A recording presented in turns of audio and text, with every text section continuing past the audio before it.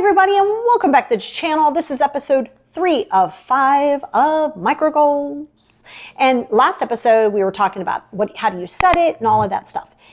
This one is going to be on procrastination and motivation to maintain that. This could have its own series, and it just might down the road. But this will be a good 10 minutes or so on talking about motivation and procrastination. Number one, motivation, not real. Motivation is not a real thing. We're going to call that inspiration. I say motivation because when I say motivation, it makes sense because people understand what motivation is. It's really inspiration. Okay? So I want you to take the word motivation out and start putting in inspiration. Okay? And take the word procrastination out and put in don't want to. That's right. Put in don't want to. Those are the two different narratives we're going to play into today. So let's talk about why motivation is pretty much BS. It's not real. And it's something that we can kind of weaponize in many ways, because if you're just like, I'm not motivated, you've given yourself an out. You've said, I'm not motivated, so I'm allowing myself to be this way. But I can promise you that once you do these, you might need that motivation, inspiration to get started in these micro goals. But once you establish it, you're going to be fine. Right? Because it's not going to be overwhelming. The procrastination becomes less and the motivation or inspiration becomes more, right? So very often you procrastinate because it's overwhelming. That's, listen, there's going to be days that you just don't feel like it. That's why I have you build in extra time. That's why you always add a week or two or even a month sometimes to it. If you know that you're still struggling from a dark space of anxiety and depression, and you know, okay, I'm going to start this, I promise you micro goals is the best friend for ADHD, OCD, depression, and anxiety. It is your best friend because you're not trying to do it all at one time. I don't care what you want to do. I said what you're not doing, and you're not doing that all at one time. Okay? So you have to understand that when you're inspired, you have to know your why. I will be honest, no one's typically inspired to do their taxes, right? Because I have to go through all my Venmo and my PayPals, and it's a lot. So I break it down. I go, okay, let me start this 2 months before I need to turn it in. And let me do it. I know that I start to it starts to get mind-numbingly boring and I start escaping with my ADHD. So I also have certain binaural beats I listen to, and I try to set myself up for as much success as possible. But you know that it needs to be done. Well, in that case, it has to be done. And if I desire it, I have to pull what the inspiration is. So to get inspired / motivated is to know your why in the first place. Well, I want my house motivated, not be motivated. That too. I want my house minimized, right? Going back into the current theme. I want my house minimized because it will make me feel better, which is a true statement. It really will. And it just seems overwhelming, right? So when you go back to that, oh my God, I don't even feel like planning this out. Okay, well, how's it working for you right now? Is having all that clutter and everything, and is that helping you? No, but I just don't know where to start. Yes, this is why we're doing this exercise. You do know where to start because now you have a start guide, episode 2 yesterday. So yeah, you do have one. So you go into it and you have to remember why you were inspired in the first place. Because let's be honest, there are going to be times that you are just going to have a bad day, and some days you just need to stay in bed, then do it. That's why you build in that extra time. But when you do build in that extra day, let's say you said, okay, this is what I'm doing tomorrow, you are going to have to push yourself out of that comfort zone. You are going to have to do things when you don't want to do them. But when you bite-size them, the procrastination will become less. But this is the key. Going back to yesterday's episode, but building more on it today, is maybe you need to micro those goals. So maybe those 3 cabinets that we were talking about yesterday is so overwhelming because you've been in such a dark place. All you can think about is, man, if I could just get that 1 cabinet done. Great, then let's do that. Okay, don't stop doing it. Do it from start to finish. Put down a time. Start it. So maybe you got to micro those goals. But then you're going to build that out for an additional time over a month and a half versus a month. It's no big deal. But don't wait to feel inspired / motivated, because now you're just waiting for some magic thing to be like, oh my God, I got all this energy, great. But you got to maintain it from that space. And when you do, it's going to be beneficial for you. But you got to know that going into it.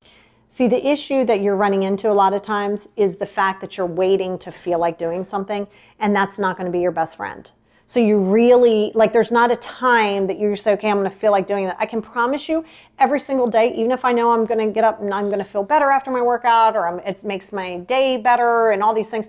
This does not mean that I wake up like, woo, but I try to convince myself in the night before that regardless of how I wake up, I'm going to set my mantra. It's not about how I feel. It's a small window. So if I know I'm going to work out at X amount of days and I'm going to work out for X amount of time, that's all that matters. And you do it without any regard of those procrastinations. But I promise you, the inspiration/motivation thing, I'm going to stop using motivation because I don't like the word, but the inspiration that you get out of it and the procrastination becomes limited.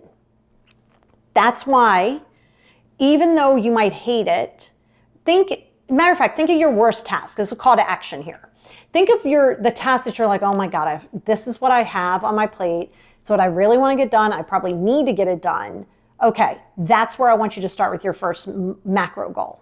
Need to do this, great. Now you're going to take ownership of it. See, very often your procrastination doesn't just come from the fact that you don't want to do it. It's almost like, where do I begin? So if you do the legwork ahead of time, the procrastination becomes limited. Doesn't mean you'll never want to procrastinate, but you will. You just have to self-discipline here, right? So when you're in that space and you look at your why, go back to your why that was your goal in the first place, and look at something like I said, mine would be taxes or other things that need to be done or filed or whatever. Look at that, now say, okay, what schedule can I do to put it in bite-sized pieces?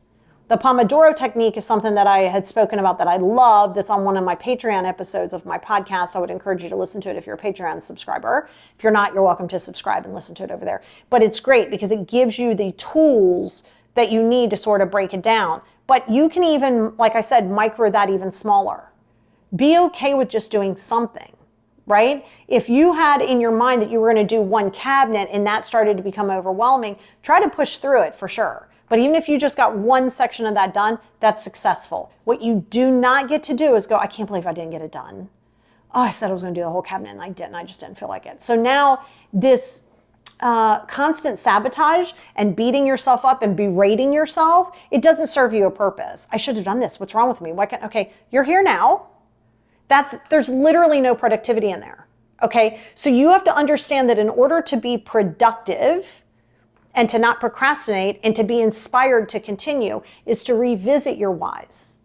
Go back and watch 2 weeks ago. Yeah, 2 weeks ago, I did the journal series, the 5 journals. Go back and look at that. Those 5 journals will help you immensely. But you got to do them, right? They're not, you can have all the tools. I can give you all these tools here on procrastination and motivation and all these other things and all these amazing things. If you're not using the tools because you just don't feel like it, then that's a you thing. Not just me, anywhere. You could read 64 self-help books, post memes to your Instagram all day long, but you're not taking action. That doesn't matter. Then you're just posting something that's irrelevant to you. It can sound good in the time and you're like, yeah, don't feel like doing that. Cool. It's okay to not feel like doing things. There's sometimes I'm like, you know what? I originally planned on doing, usually it's more like fun things. I might be like, I was going to lay out by the pool today, which I was. I was like, I got some things to do. It's okay. And I was able to get productive to try to get this done. So, but sometimes those things happen and sometimes I'll be like, you know what, I'm going to wrap up a half hour early. Last night I was going to try to get a little bit more done and Paul said to me, hey, let's watch some TV. I said, okay, like that's fine. So some things are going to pull you off course. That's called being flexible. That's the other thing. Very often your procrastination and your inspirational situations come from things not going as you plan. That's okay, baby. Life doesn't go as planned. It never will. It might for a while, but it will always go off course. So you got to get on your boogie board and ride that wave. Ooh, it might get a little choppy, might dump you off, but you'll get back on it and you have to sometimes start over at the beginning. So what I did with my book, it literally backed me up by 9.5 months. Yep. Because I shelved it and then started redoing it. Okay, it wasn't part of the plan, but it's go with the flow and I like it and I'm glad I did it. I don't have to understand it. I'm just happy that I transitioned it. So you got to be willing to shift and to know that, you know what, you're going to have to trial and error it. But if you're waiting to feel like it, that's going to be your worst enemy. Because sometimes when you don't feel like it is when you're going to get the biggest benefit. And again, by micro goals, I promise you, if you really do this work, where you think, and listen, yeah, you're right, it takes some time. Don't just do that and be like, well, I know how to declutter a kitchen. I don't need to micro goal it. Okay. Tell me how that works. And then you're like, oh, I feel so much better. But now you don't even have a plan on how to maintain it.